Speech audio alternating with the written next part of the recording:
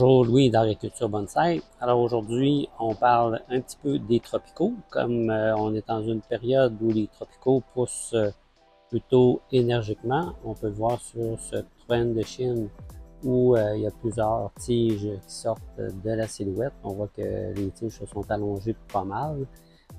Ces temps-ci, on nous pose souvent la question de savoir où je dois tailler, comment je dois tailler.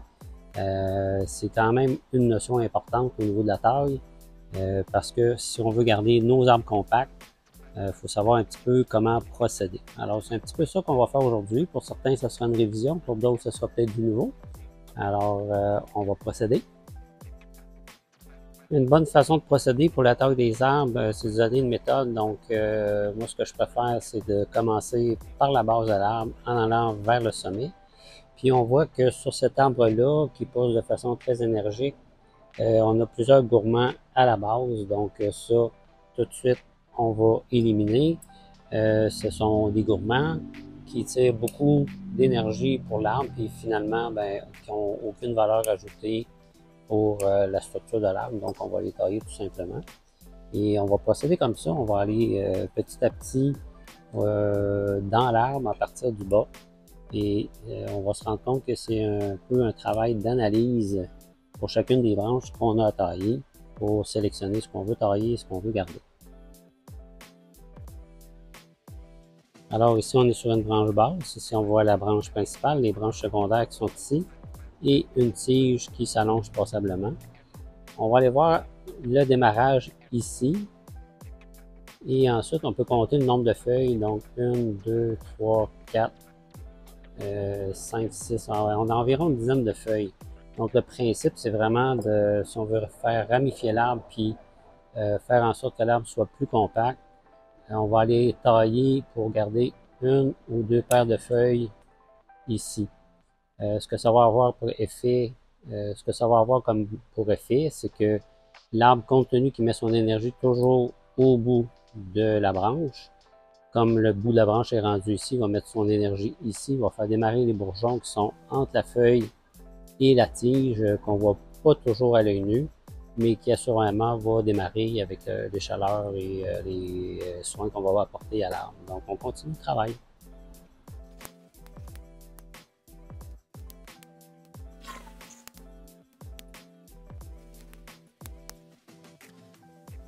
Quand je travaille une branche, j'essaye de garder environ 2 feuilles à l'extrémité de chacune des branches. Et on essaye de penser aussi à la structure de la branche. On voit que sur celle-ci, les branches zigzaguent de façon naturelle, donc ça n'a pas été fait avec la ligature, ça a été fait par les tailles successives. On voit que les angles sont un peu plus marqués. Et puis la forme générale a l'air un petit peu d'un éventail. Donc c'est un peu ce qu'on recherche avec les branches qui sont plus matures. On travaille avec cette idée-là en tête pour donner un aspect naturel à nos branches. Dans les sélections de ce qu'on a taillé, on voit ici qu'on a une branche qui est passablement à la verticale. Donc celle-là, on va l'éliminer tout simplement ici pour garder plutôt celle qui pousse à l'horizontale parce qu'elle, si on la laisse aller à travers le temps, elle va gagner en force, va devenir plus grosse que la branche qui la supporte. Et de toute façon, il va falloir l'éliminer avec le temps. Donc, on procède maintenant. Ici, on a une branche qui pousse vers le bas complètement. Donc, on coupe également. On ne veut pas garder ces branches-là.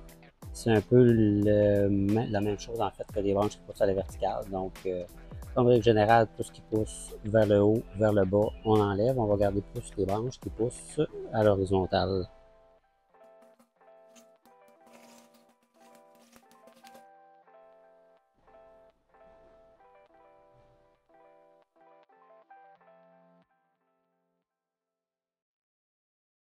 Voilà.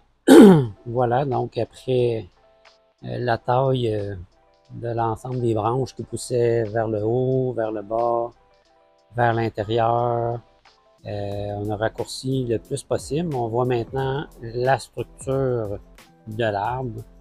Et ce qu'on souhaite à partir de ce moment-ci, c'est que durant la période d'été, l'arbre fasse bourgeonner des nouvelles tiges à l'intérieur pour qu'on puisse encore une fois tailler encore plus serré pour avoir un feuillage là, très compact au niveau de notre bonsaï. Alors, il ne faut pas hésiter, surtout sur les troènes de Chine, on sait que c'est des arbres qui sont vraiment capables de régénérer du feuillage en grande quantité. C'est une technique que vous pourriez aussi appliquer sur un ficus, par exemple, à ce temps-ci de l'année. Alors, j'espère que ces petits conseils-là vous seront utiles. Continuez de nous suivre, continuez de pratiquer. Arigato!